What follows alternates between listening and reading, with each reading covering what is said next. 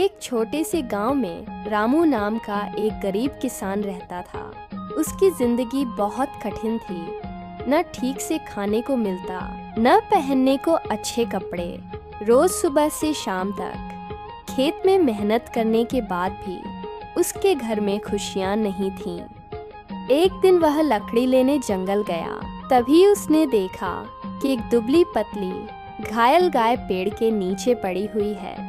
रामू का दिल पसीज गया। उसने सोचा, मेरे पास खुद कुछ नहीं है, लेकिन अगर मैं इसकी मदद नहीं करूंगा तो कौन करेगा।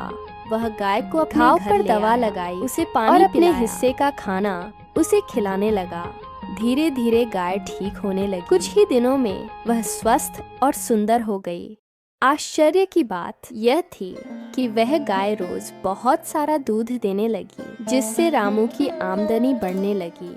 अब वह दूध बेचकर अपने घर का खर्च चलाने लगा और उसकी गरीबी धीरे धीरे दूर होने लगी। लेकिन रामू ने कभी उस गाय को केवल कमाई का साधन नहीं समझा। वह उसे अपने परिवार का हिस्सा मानता था। उससे बातें करता, उसे प्यार से सहलाता और उसकी देखभाल करता। गाय भी रामू से उतना ही स्नेह करती थी।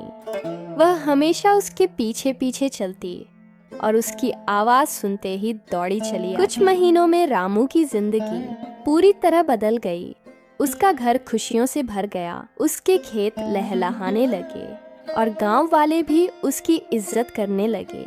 एक दिन गांव के लोगों ने उससे पूछा कि उसकी किस्मत कैसे बदली। रामू मुस्कुराकर बोला, यह सब इस गाय के कारण नहीं, बल्कि दया और प्यार के कारण हुआ है।